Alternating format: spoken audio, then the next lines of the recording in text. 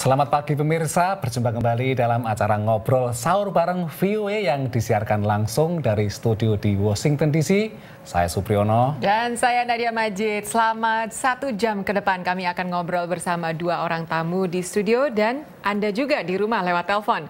Kami sudah menerima banyak nomor telepon Anda yang berminat untuk ikut ngobrol dan sebentar lagi teman-teman di studio kami akan menghubungi Anda. Seperti kami sudah katakan sebelumnya, ada antara sekitar 5-7 juta warga muslim di Amerika.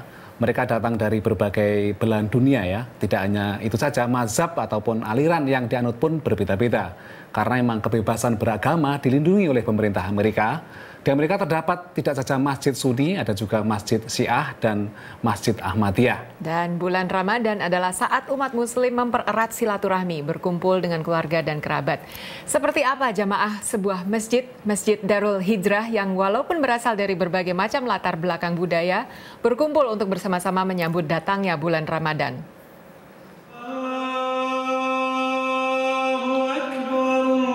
Di Masjid Darul Hijrah di pinggiran kota Washington DC, umat muslim dari beragam latar belakang bersama-sama menyambut datangnya bulan Ramadan. So the basis of Ramadan is to get people closer to that connection by depriving themselves of food, from drink, and from the feeding of their passions from dawn until sunset. Bagi Clara Clark, bulan Ramadan adalah saat untuk introspeksi. I practice obviously during the whole year, but during Ramadan, I become more reflective. I try, to pray more. It centers me more. Dan bagi Junaid Khan, bulan Ramadan bisa mengubah hidup seseorang. They say that it only takes 1 month to turn somebody's life around. So the month of Ramadan, the holy month of Ramadan, can influence somebody's character and the way they live life to a better person. Adam Dirbiji yang berusia 10 tahun sudah berpuasa sejak usia 6 tahun. I fast because the people in Africa, like the poor people who don't have anything to eat, to feel how they feel. Be careful with the metal because it's hot. Setelah matahari tenggelam, jamaah di Masjid Darul Hijrah mengundang warga non-muslim menghadiri acara buka puasa. Dari Fairfax, Virginia, tim VOA. Nah, pemirsa, itu tadi secuplik kisah ukhuwah Islamiyah di Amerika dan bagaimana dengan ukhuwah warga muslim dari Indonesia di Amerika. Apakah tetap erat? Adakah gesekan atau konflik di antar kelompok yang mungkin seperti terjadi di tanah air akhir-akhir ini? Dan kita bincangkan lebih lanjut dengan kedua tamu sahur ini. Yang pertama, seorang tokoh warga muslim Indonesia di Washington DC, ketua pengajian Al-Ukhuwah di Washington DC yang sudah puluhan tahun juga menetap di Amerika, tapi masih berhubungan erat dengan sanak saudara di kota asalnya Yogyakarta. Selamat datang Bapak Abdul Nur Adnan. Terima kasih. Dan jika Pak Nur adalah sesepuh kita di Washington DC. Dan juga untuk itu lebih afdol kalau bicara didampingi oleh tokoh muda. Nah, kebetulan juga datang Mas Gugun Gumilar, seorang selamat datang Mas Gugun. Dan beliau adalah juga penulis buku Mengejar Mimpi Indonesia baru-baru ini ya. Yang baru saja menyelesaikan master ya, S2 ya? Belum, saya sedang ya, di Harvard ya. Di Harvard Seminary. Ya. Nah, kita bicarakan masalah ukhuwah Islamiyah Pak Nur dan Mas Gugun. Jadi kita tahu bahwa perkembangan umat Islam di Amerika semakin pesat dan jumlahnya mungkin sekitar menyentuh angka 7 juta ya. Dan ini mungkin kalau menurut Pak Nur seperti apa kira-kira gambaran ukhuwah Islamiyah di Amerika ini Pak Nur sekarang? Mereka bersatu atau mereka juga terpecah-pecah dalam mazhab-mazhab kemudian? Kalau secara umum saya kira Amerika ini terlalu luas. Seperti dikatakan tadi, berbagai mazhab ada di sini. Dan juga kelompok-kelompok yang berasal dari banyak negara juga ada di sini. Mereka juga mengelompokkan diri dalam satu organisasi yang berbeda-beda juga, misalnya orang-orang dari Pakistan mempunyai organisasi Islam asal Pakistan, organisasi Islam asal Timur Tengah ada juga, tapi semuanya itu kemudian bersatu dalam misalnya ISNA, Islamic Society of North America, dan juga ada Islamic Circle of North America. Itu yang tiap tahun mengadakan konvensi, mereka membahas masalah-masalah yang dihadapi oleh umat Islam di seluruh dunia, kadang-kadang juga masalah yang dihadapi umat Islam di Indonesia.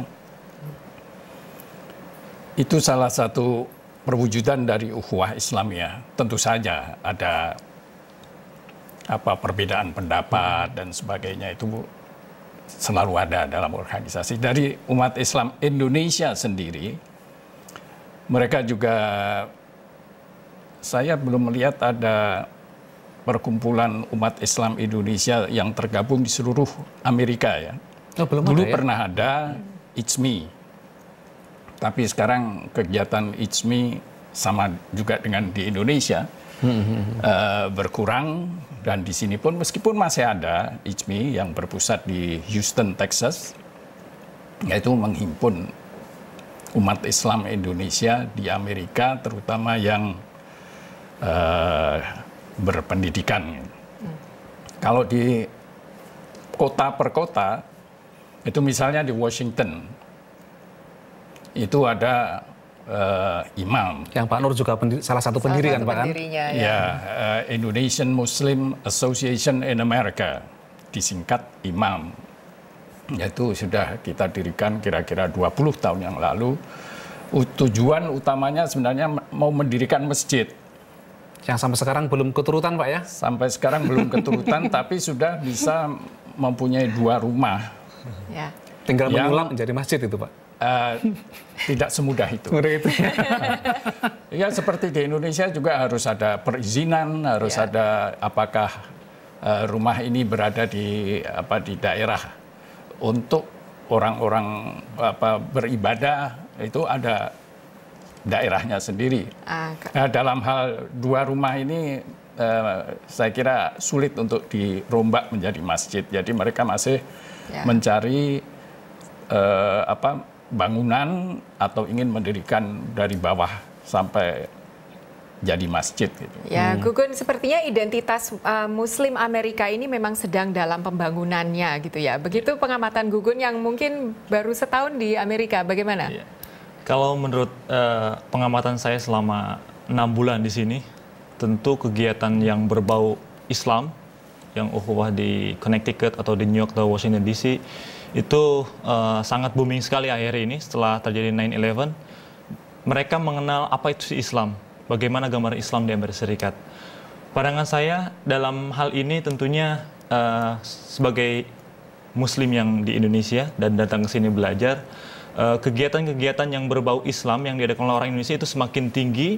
Contohnya dari Nahdlatul Ulama, dari kita punya Kanada dan Muslim Amerika itu ada di sini, kemudian dari Muhammadiyah juga ada memiliki organisasi tertentu. Tentunya mereka NU dan Muhammadiyah sudah ada di Amerika ya? NU sudah ada di Amerika. Dulu NU berdiri tahun PCNU US Kanada itu tahun 2005 kalau nggak salah. Kemudian Muhammadiyah berikutnya mendirikan organisasi itu. Intinya adalah mereka ingin membuktikan bahwa Indonesia dan Amerika itu memiliki sinergis antara hubungan keislaman. Wah, gitulah. Ini banyak sekali yang bisa dibahas ini, Supri. Tapi kita harus break dulu ini. Ya, dulu jangan kemana-mana, kita akan lanjutkan obrolan seru bersama Pak Nur dan Mas Gugun sebentar lagi.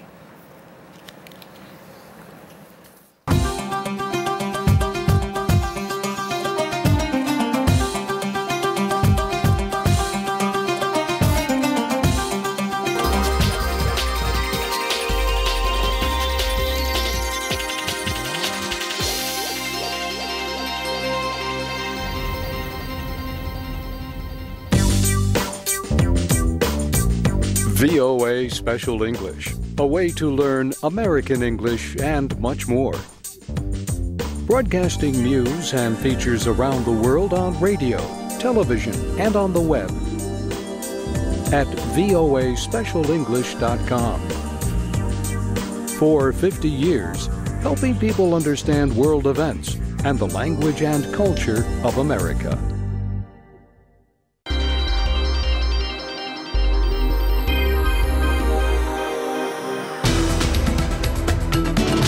The Voice of America tells America's story through radio, television, and the internet, delivering news and communicating American values in over 45 languages, using state-of-the-art satellite technology and other emerging forms of digital distribution. Throughout the Cold War, VOA reached across the Iron Curtain with information to closed societies. Moving from shortwave to FM, television, and the internet, the multimedia broadcasts of VOA promote freedom and democracy. If you die, we are dying. Don't worry. Whether offering the most comprehensive, fair-minded news or promoting respect for human rights, in countering extremism and fostering discussion, U.S. international broadcasting plays a strategic role in utilizing the most advanced technology tools to inform and influence public opinion.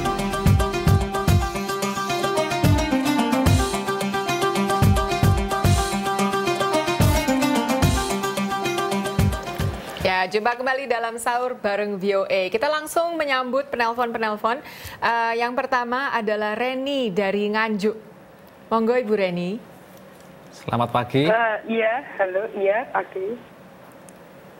Silakan langsung. Halo. Oh ya, saya mau tanya tentang kepada Bapak Abdul Nur Adnan. Assalamualaikum Bapak. Waalaikumsalam warahmatullahi wabarakatuh. Tadi kan Bapak cerita tentang organisasi di Amerika seperti organisasi Pakistan dan yang lain-lainnya. Pertanyaan saya, apakah solidaritas antara organisasi yang satu ke yang lain itu tetap menjaga tali persaudaraan di sesama organisasi walaupun organisasinya itu beda? Oke, apakah ada persaudaraan antara organisasi walaupun mereka berbeda-beda, Pak Nur? Ya, dengan sendirinya.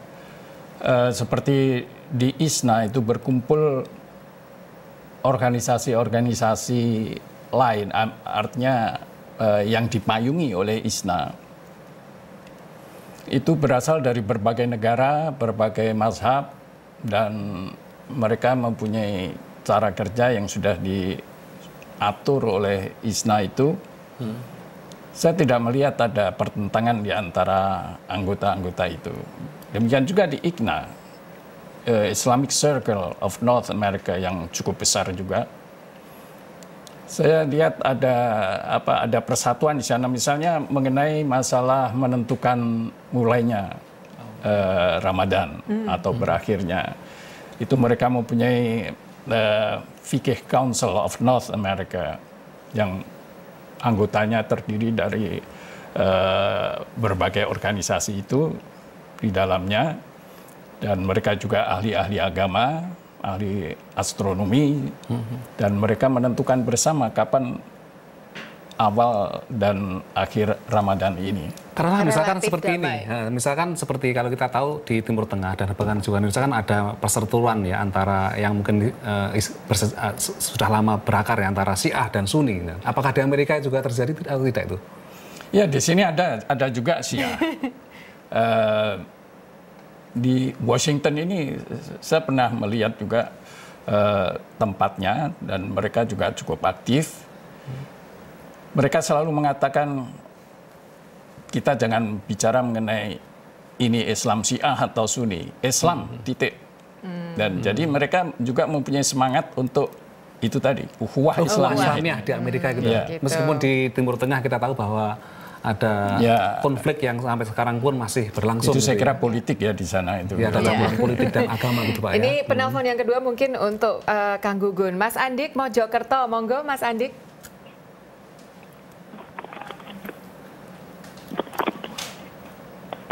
Selamat pagi Mas Andik. Ya, selamat. Silakan langsung saja. Ya, halo, silakan langsung bertanya Mas Andik. Halo, assalamualaikum. Waalaikumsalam warahmatullahi wabarakatuh. Ini mungkin habis sahur ini ya. Ini mau tanya soal kegiatan pengajian di Amerika apa sama seperti di Indonesia? Kalau di Indonesia kan biasanya ada Muslim Indonesia itu ada muslimatan bagi ibu-ibu dan tahlilan untuk bapak-bapak. Apa di Amerika itu sama? Nah, bagaimana Mas pengalaman Gugun Gugun membandingkan antara Indonesia dengan Amerika, Mas Gugun? pengalaman saya di Washington DC pas minggu kemarin ketika menyambut datangnya bulan Ramadan, itu ada namanya pengajian Al-Hikmah. Itu warga kebanyakan mereka dari Jawa Timur dan Jogja itu membaca tahlilan, kemudian membaca deba, membaca sholawat, kemudian tradisi ini banyak sekali di Amerika Serikat, khususnya di Washington DC. Ada dari yang tradisionalis, ada yang modern. Itu tradisi membaca tradisi seperti tahlilan dan membaca sholawat itu masih ada di Amerika Serikat.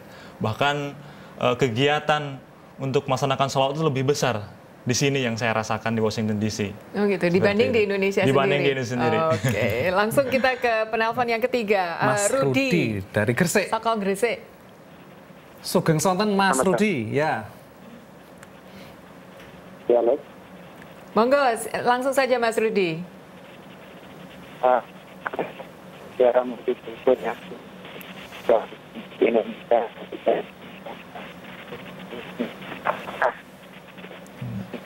Halo Mas Rudi. Ya, halo. Wah, ini sambungan Mas memang Rudi, ya, jauh mungkin lah kalau ini. Coba lagi ya Mas Rudi ya, sepertinya putus-putus tadi. Nah, tadi kita bicara masalah identitas Islam di Amerika kan. Tentunya ini menjadi problem dari semua kelompok di Amerika, baik itu yang berafiliasi dengan agama maupun etnik maupun ras ya. Itu menjadi persoalan di Amerika karena memang mereka berusaha untuk menegaskan identitas mereka di Amerika yang kita tahu juga Amerika punya nilai-nilai tersendiri ya. Kalau menurut Pak Nur, seperti apa sih identitas Islam di Amerika itu, Pak? Apakah punya identitas misalkan Islam yang humanis, Islam yang sekuler, Islam yang liberal, atau Islam yang tradisional, progresif, atau Islam seperti apa, Pak? Kira-kira, Pak? Itu tidak bisa dikatakan hanya dengan satu kata. Seperti tadi dikatakan bahwa Islam yang ada di Amerika ini berasal dari banyak negara, banyak mazhab, banyak aliran, dan itu tercermin di sini. Sehingga ada Syiah, ada Sunni, ada Ahmadiyah, ada segala macam itu ada di sini. Tapi antara mereka saya lihat tidak ada pertentangan. Dan mereka kelihatannya juga ingin supaya tidak ada pertentangan di negara mereka atau di daerah mereka dibawa ke Amerika. Itu ada nggak keinginan dari para pengurus ISNA atau mungkin tokoh-tokoh Islam di Amerika untuk mungkin menyajikan identitas Islam Amerika itu seperti ini loh, kira-kira ciri-cirinya mungkin, Mas? Mas Gugun pernah bertemu dengan beberapa tokoh Muslim dari Mesir dan Arab Saudi ini, bagaimana mereka? Oh iya, saya pernah juga ketemu orang dari Timur Tengah, dari ISNA, dari IGNA. Mereka mengidentikan bahwa Islam itu adalah sebagai rahmatan lil alamin, yang mempunyai konsep ukhuwah Islamiyah itu adalah ta'awun, tasamuh di Amerika itu. Mereka saling tolong menolong dalam kebaikan. Itu tanpa memandang dia itu apakah Islam Syiah atau Sunni. Yang mereka katakan adalah bagaimana kita menjunjung tinggi Islam ini sebagai rahmatan lil alamin, sebagai berkah bagi semua umat Islam di Amerika Serikat, bahkan untuk non Muslim juga. Maka disinilah konsep ukhuwah al-insaniyah. Insaniyah ya. Hubungan dengan insan. Di Amerika ini ada juga usaha untuk mengembangkan apa yang disebut fikih Islam Amerika gitu, yang khas Amerika gitu, Pak. Nah, itu mungkin kita bahas fikih Islam Amerika seperti apa, Pak Nur, setelah pesan-pesan berikut. Ojo nang dindi.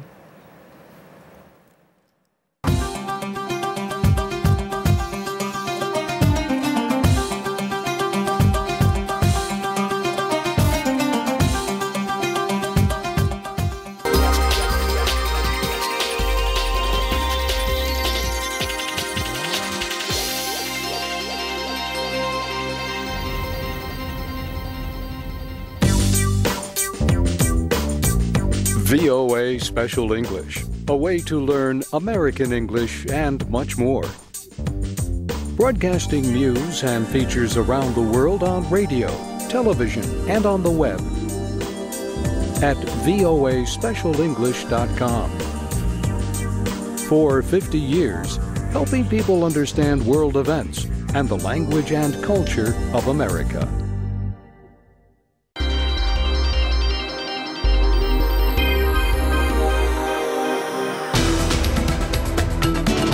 The Voice of America tells America's story through radio, television, and the Internet, delivering news and communicating American values in over 45 languages, using state-of-the-art satellite technology and other emerging forms of digital distribution.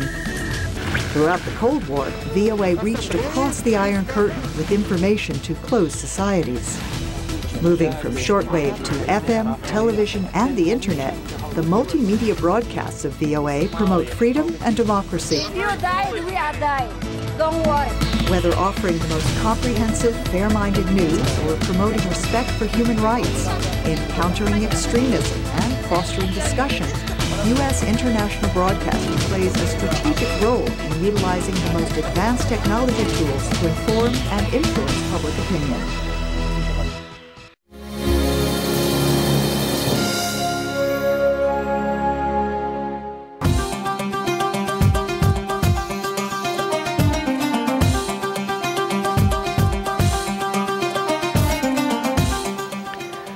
Berjumpa kembali dalam sahur bareng VOA ini di minggu puasa yang kedua, dan sudah ada Pak Nur Adnan dan Mas Gugun. Pak Nur, kita kembali membicarakan masalah ukhuwah Islamiyah. Tadi Pak Nur menyinggung masalah fikih khas Amerika. Itu kira-kira seperti apa gambaran singkatnya Pak Nur? Ya, ini usaha yang sedang dikembangkan, jadi masih berkembang. Yang ahli-ahlinya juga ahli-ahli fikih Islam yang ada di Amerika. Mereka, kalau kita katakan mereka ini ahli fikih, mereka ini juga ada yang berasal dari Al-Azhar, ada yang berasal dari sekolahnya dari sekolah-sekolah tinggi Islam di negara-negara Timur Tengah. Timur Tengah, ya. Jadi mereka berpendapat bahwa ada kondisi-kondisi tertentu yang harus dipertimbangkan dalam membuat keputusan-keputusan fikih yang di Amerika barangkali berlainan dengan di tempat-tempat lain, atau mempunyai signifikansi yang lebih daripada di tempat lain. Misalnya mungkin misalnya masalah wudu dengan mengusap kaki saja, instead of orang. Karena di Amerika ini kalau kita misalnya di kantor-kantor pemerintah atau di hotel di mana-mana itu kita tidak ada tempat wudhu khusus untuk, meskipun ada usaha untuk mempunyai hal itu di airport di Amerika. Nah, itu penting bagi orang Amerika untuk tidak membasuh kakinya, diangkat ke wastafel. Itu bisa jatuh Pak itu kalau bisa jatuh dan juga kurang enak dilihat oleh orang lain. Ya, betul. Nah, itu lebih ditekankan supaya hal-hal semacam itu lebih digunakan. Ada meskipun itu tidak berlaku di Amerika saja, di Indonesia, di seluruh dunia, bahwa cara mengusap kaki itu diperkenankan. Hanya di Amerika barangkali bisa lebih ditekankan. Betul. Penggunaan toilet paper misalnya. Itu juga mungkin di Amerika ini harus lebih ditekankan daripada di negara-negara lain yang persediaan airnya banyak dan juga tersedia di tempat-tempat restroomnya. Kalau di sini kan yang disediakan adalah toilet paper misalnya. Ya, betul, Pak Nur. Ini ada Mas Gugun, sebelum ini kita sapa dulu penelpon dari Mas Abdul Rauf dari Gresik. Selamat pagi Mas Abdul Rauf. Selamat pagi, Assalamualaikum. Waalaikumsalam warahmatullahi wabarakatuh. Silakan monggo. Dan Pak Nur dan Mas Gugun. Saya mau mengucapkan selamat bersantap sahur. Semoga di tahun ini, di bulan ini kita bisa puasa 1 bulan penuh dan diberi kesehatan. Semoga umat Islam di Amerika juga bisa menjalankan semuanya tanpa halangan. Saya mau bertanya simpel dan singkat. Ya, monggo. Apa di Amerika sana ada ziarah kubur dan adakah larangan dalam hal bid'ah? Bagaimana cara mengatasi untuk itu dan untuk istilahnya memberikan motivasi antar, di Amerika kan berbagai agama di sana. Terima kasih. Pandangan mereka kan orang Islam kalau ziarah kubur mendoakan orang yang mati. Ukhuwah Islamiyah kan tidak tentu hanya untuk orang yang hidup saja. Orang mati kan juga perlu didoakan, perlu disambangi. Nah, terima kasih Mas Abdul Rauf atas pertanyaan yang penting ya. Dan tapi sebelum Pak Nur dan sebelum Mas Gugun kita menjawab, akan kita sambut dulu. Silakan Mbak Nadia untuk menjawab pertanyaan yang dikirimkan lewat email maupun diposting di Facebook Warung VOA. Silakan. Baik, Nadia. Terima kasih Supri bisa menunda menjawab pertanyaan tadi, dan terima kasih kepada Anda atas email dan postingan di Facebook Warung VOA kami. Jika belum tahu, Anda bisa layangkan pertanyaan atau komentar ke email warung@voanews.com atau pasang komentar dan pertanyaan tersebut di halaman Facebook Warung VOA. Nah, pertanyaan pertama dari Joko Telo yang ingin tahu apakah ada acara buka puasa bersama warga Indonesia di Amerika. Mas Joko, ya tentu ada. Yang namanya mangan orang mangan sing penting ngumpul masih dipegang teguh oleh warga Indonesia di Amerika. Bahkan Jumat lalu, warga Indonesia di sekitar Washington DC berkumpul di kediaman Duta Besar Dino Patijalal menghadiri acara buka puasa bersama. Terus dari Henry Pramudianto yang mengusulkan agar VOA meliput umat Muslim Amerika yang lagi ibadah puasa, sahur, salat raweh, dan kebiasaan Ramadan lain. Mas Henry, tim kami sedang melakukan itu dan memang ini sudah menjadi liputan tahunan kami. Simak saja terus berbagai liputan seputar Ramadan di Amerika melalui berbagai stasiun TV di Indonesia atau gampangnya kunjungi channel YouTube kami di youtube.com/VOA Indonesia. Dan berikutnya dari Dr. Widianto di Surabaya, dia bertanya mengapa orang di Amerika lebih suka berjalan kaki daripada naik kendaraan pribadi. Sebenarnya tidak betul kalau orang Amerika itu lebih suka jalan kaki daripada naik mobil pribadi. Karena kondisi geografis ini sebagian besar warga Amerika menggunakan mobil pribadi untuk bepergian. Tapi menurut salah satu survei pada tahun 2012, penggunaan kendaraan bermotor oleh generasi muda Amerika Serikat tidak sebesar generasi orang tua ataupun nenek kakek mereka. Salah satu penyebabnya menurut survei ini adalah mahalnya ongkos untuk memiliki dan merawat mobil, dan survei ini juga menyimpulkan telah terjadi pergeseran pandangan pada generasi muda Amerika Serikat yang tidak lagi melihat kepemilikan mobil ataupun rumah sebagai simbol status seseorang. Nah, demikian pertanyaan-pertanyaan yang sempat kami jawab minggu ini. Kami terus menantikan email Anda di warung@voanews.com serta posting-posting Anda di Facebook Warung VOA. Sebelum break, simak dulu salam Ramadan dari beberapa warga Indonesia di sekitar Washington DC, juga dari kota Philadelphia. Kami dari Imam Muslimah Washington DC mengucapkan selamat menunaikan ibadah puasa. Hello, we are Burma. Assalamualaikum to Indonesia. Happy Ramadan and Eid Mubarak. Selamat menunaikan ibadah puasa dari Ampala, Philadelphia.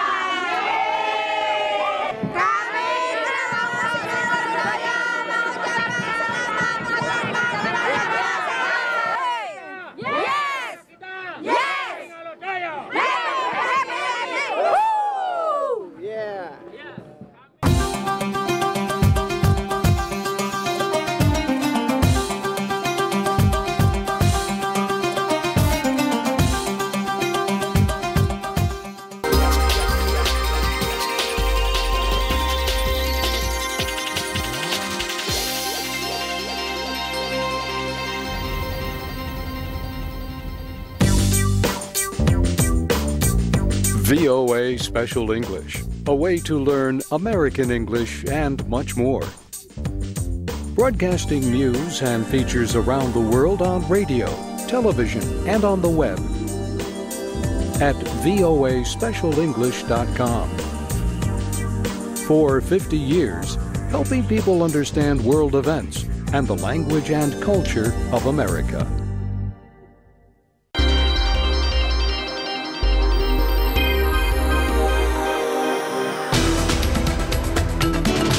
The Voice of America tells America's story through radio, television, and the Internet, delivering news and communicating American values in over 45 languages, using state-of-the-art satellite technology and other emerging forms of digital distribution.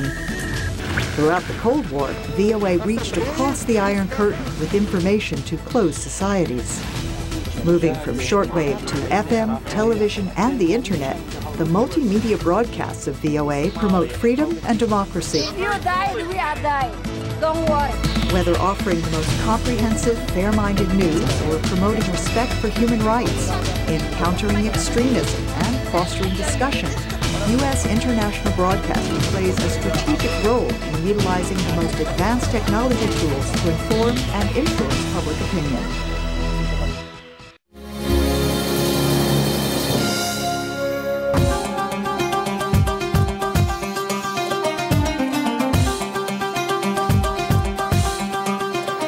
Jumpa kembali dalam sahur bareng VOA, ngobrol-ngobrol sambil menemani Anda sahur bersama kedua tamu kita, seorang tokoh masyarakat Muslim Indonesia di Washington DC, Bapak Abdul Nur Adnan, dan calon S2 di bidang agama, studi Islam, dan penulis Mengejar Mimpi Indonesia, Mas Gugun Gumilar. Dan kami ingin beritahu kepada pemirsa semua, imsak adalah pada pukul 4.11 WIB hari ini dan subuh akan jatuh pada 4.21 WIB. Itu untuk daerah Surabaya dan sekitarnya. Untuk Surabaya dan sekitarnya. Nah, kita akan menjawab pertanyaan dari Mas Abdul Rauf dari Gresik tadi ya. Soal ziarah ya. Soal ziarah, tradisi ziarah ke makam, apakah itu masih ada di Amerika itu? Gugun mungkin pernah mengamati seseorang?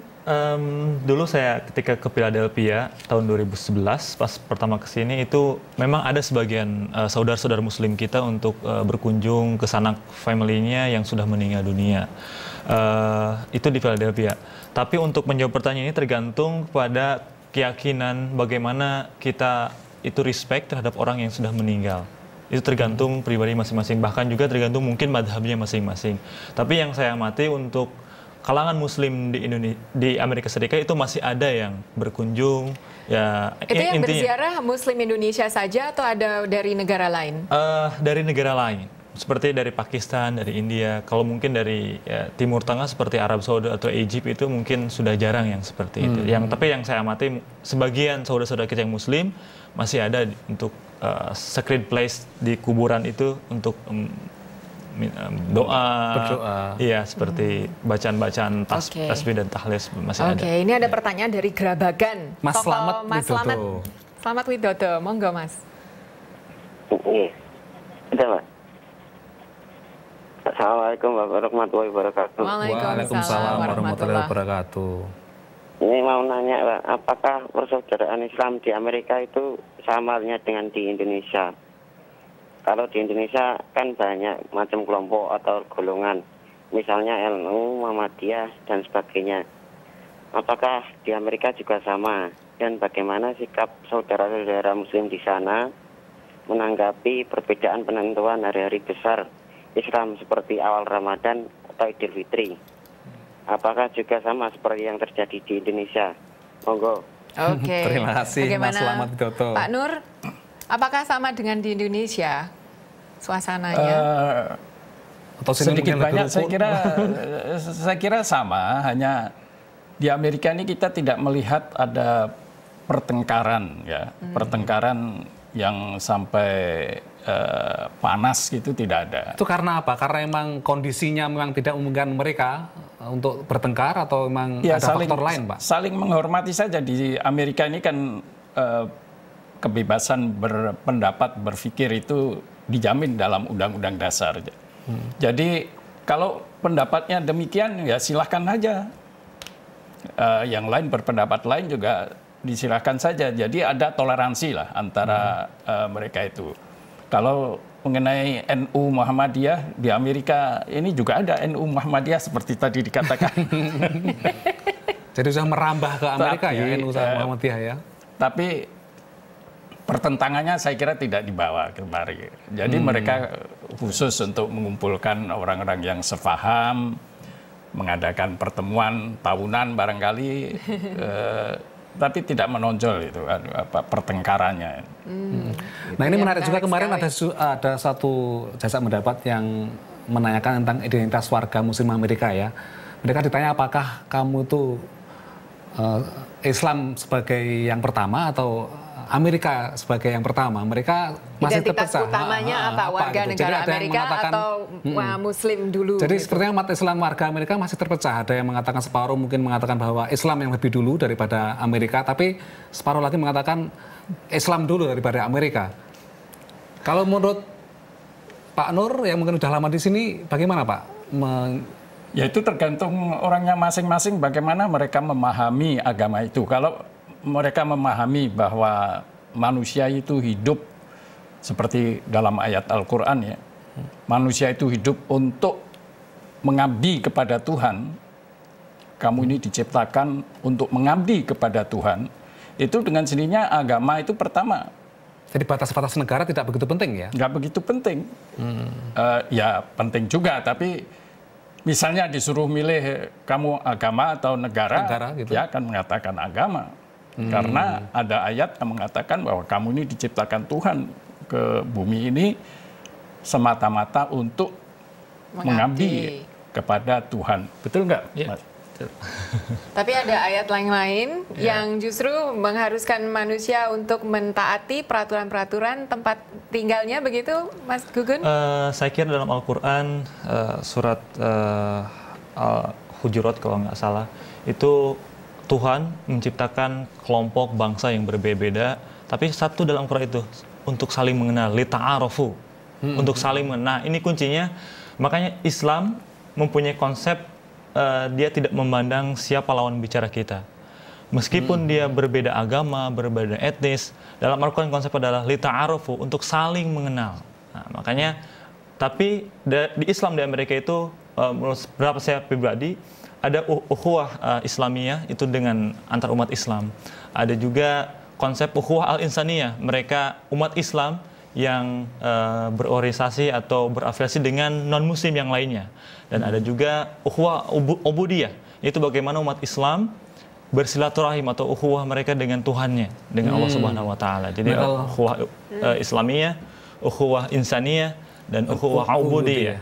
Kalau berbicara masalah ukhuwah insaniyah ya, itu kita kalau menurut berbagai survei misalnya, kalau kita membandingkan antara umat Islam Amerika dengan misalkan di Eropa, itu umat Islam Amerika lebih bisa berasimilasi atau berintegrasi dengan sistem yang ada. Sementara kalau di Eropa misalnya, itu mereka cenderung belum bisa berintegrasi secara baik dengan komunitas lokal gitu. Nah kira-kira apa Pak Nur yang menyebabkan warga Muslim Amerika itu lebih melebur daripada misalkan warga Muslim di Inggris atau di negara Eropa yang lain? Karena orang-orang Islam di Eropa itu biasanya imigran dari negara-negara Maghribi. Jadi mereka pada umumnya pendidikannya tidak terlalu tinggi ya. Jadi pekerja-pekerja kasar lah. Meskipun ada juga yang tokoh-tokoh yang tinggi seperti banyak lah yang di sana seperti Tariq Ramadan itu dari Switzerland. Yang di Amerika, mayoritas penduduk Amerika emigran dari negara-negara lain. Itu terutama orang-orang yang berpendidikan. Jadi mereka tahu bagaimana cara untuk survive di sebuah negara seperti di Amerika ini. Bagaimana untuk bergaul dengan penduduk di sekitarnya, apa yang diperlukan dan sebagainya. Jadi maka dari itu Muslim di Amerika itu bisa lebih fleksibel dalam pergaulan dengan masyarakat di sekitarnya daripada di Eropa yang kebanyakan yang saya ikuti dari literatur ya. Mereka adalah pekerja-pekerja kasar yang datang ke sana kemudian berkelompok di antara mereka sendiri. Oke, ini ada pertanyaan dari Pak Kukuh. Monggo Pak. Selamat pagi, Mas Kukuh. Oke, kayaknya Pak Kukuh. Halo. Maaf. Pagi. Monggo langsung saja pertanyaannya. Selamat pagi, Pak. Selamat pagi. Pertanyaannya itu apa? Kalau di Amerika itu kan pasti yang zakat kan apa khusus Muslim gitu ya? Diulangi Pak Gugung. Apa pembagian zakatnya itu gimana ya di Amerika? Pembagian zakat, Oke. Soal pembagian zakat ya. Oke, Pak Gugung sebentar kita menjawabnya setelah ini ya, setelah azan subuh dan oh maaf, belum azan subuh ini, mau imsak ini sekarang ini. Tapi setelah pesan-pesan berikut Pak Gugung. Jangan kemana-mana pemirsa.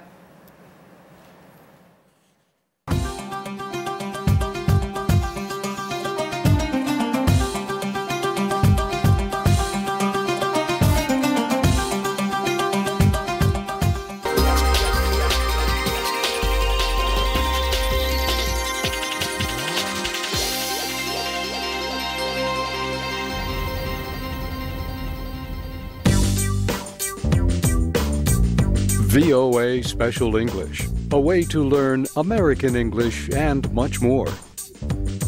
Broadcasting news and features around the world on radio, television, and on the web at voaspecialenglish.com. For 50 years, helping people understand world events and the language and culture of America.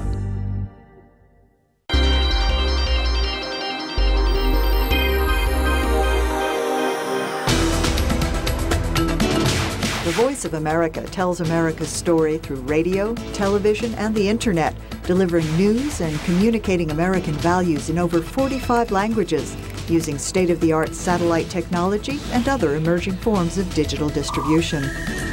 Throughout the Cold War, VOA reached across the Iron Curtain with information to closed societies. Moving from shortwave to FM, television, and the Internet, the multimedia broadcasts of VOA promote freedom and democracy. If you die, we are dying. Don't worry. Whether offering the most comprehensive, fair-minded news or promoting respect for human rights, in countering extremism and fostering discussion, U.S. international broadcasting plays a strategic role in utilizing the most advanced technology tools to inform and influence public opinion.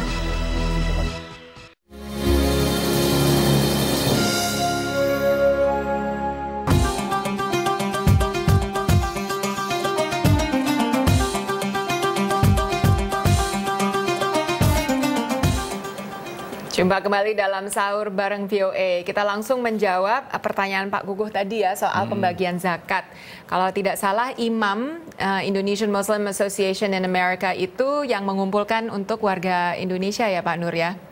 Yang warga Indonesia yang di Washington. Di Washington. Jadi mereka sebagian dari zakat itu dikirim ke Indonesia memang, tapi sebagian juga disebar di Amerika sendiri atau di sekitar masyarakat di Washington itu sendiri, karena barangkali bagi orang Indonesia mereka agak kurang mengetahui bahwa di Amerika ini banyak juga fakir miskin. Bahkan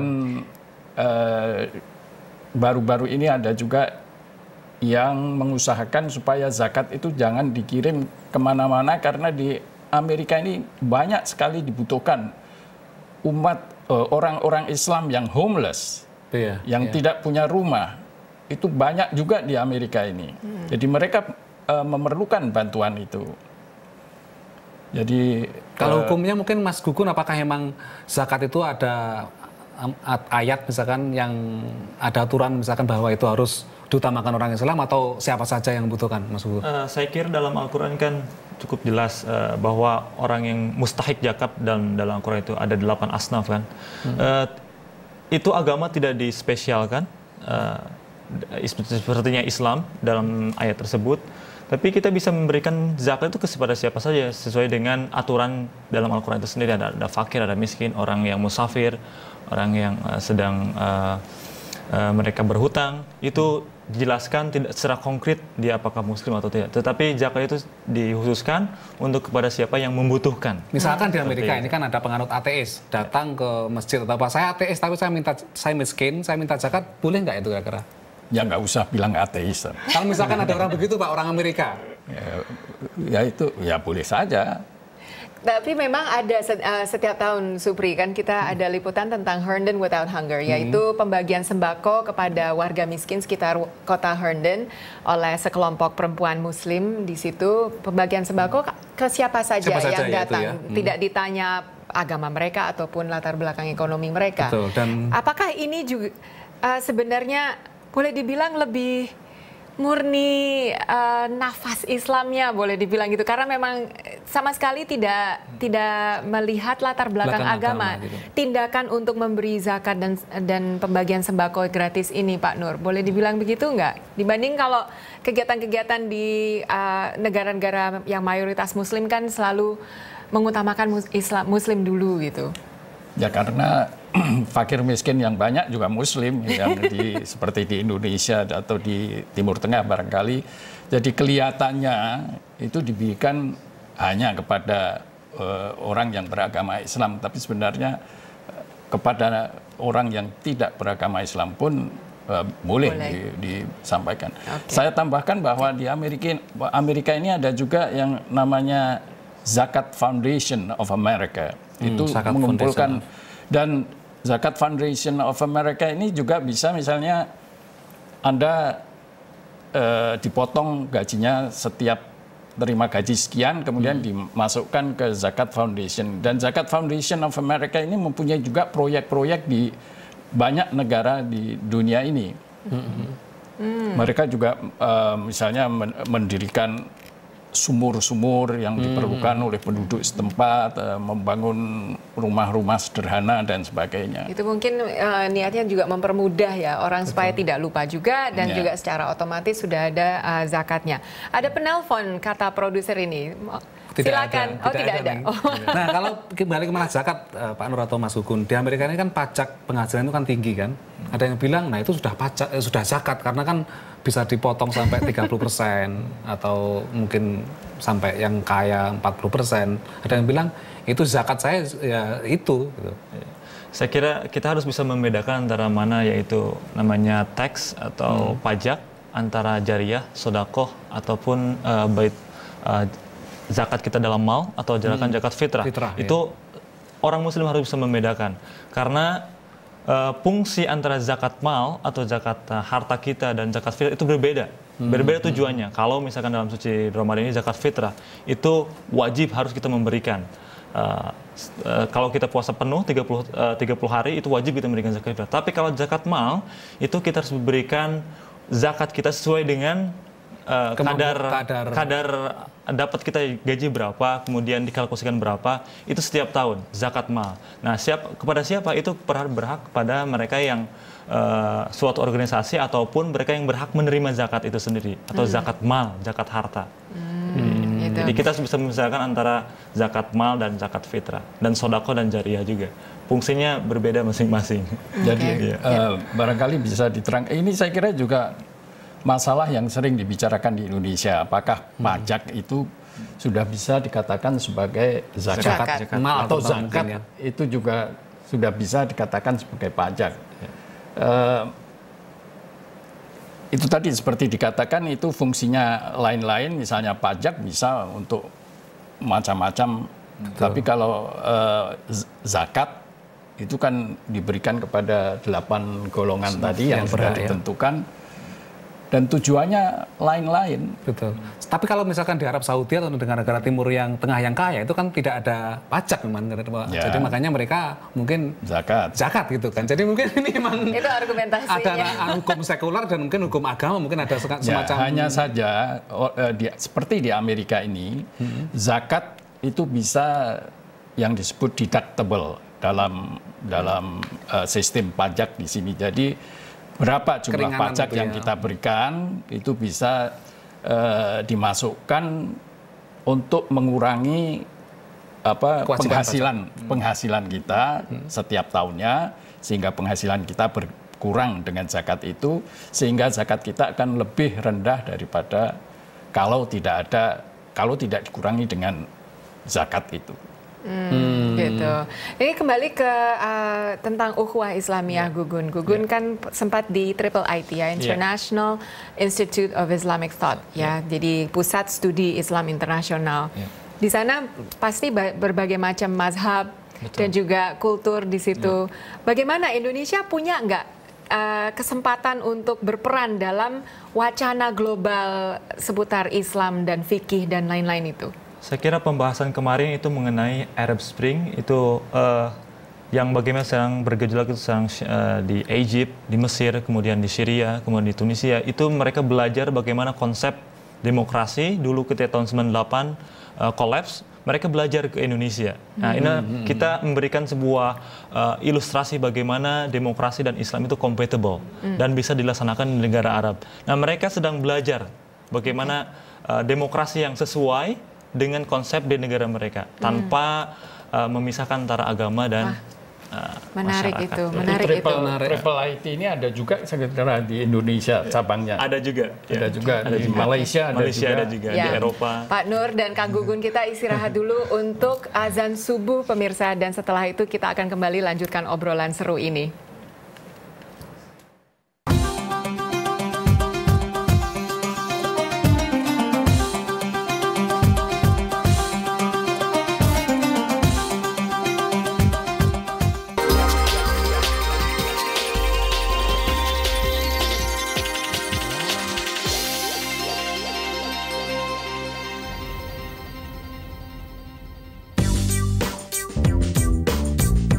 VOA Special English, a way to learn American English and much more. Broadcasting news and features around the world on radio, television, and on the web at voaspecialenglish.com. For 50 years, helping people understand world events and the language and culture of America.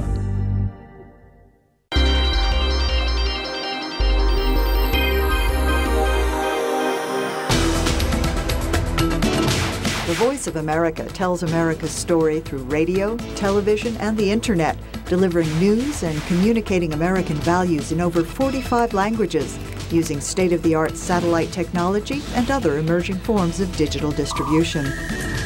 Throughout the Cold War, VOA reached across the Iron Curtain with information to closed societies.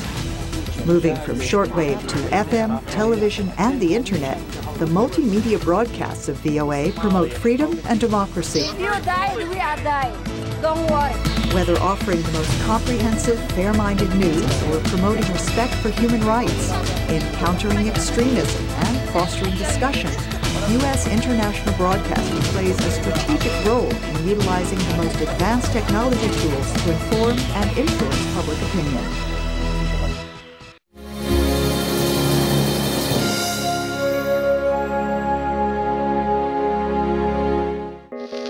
This is the Voice of America.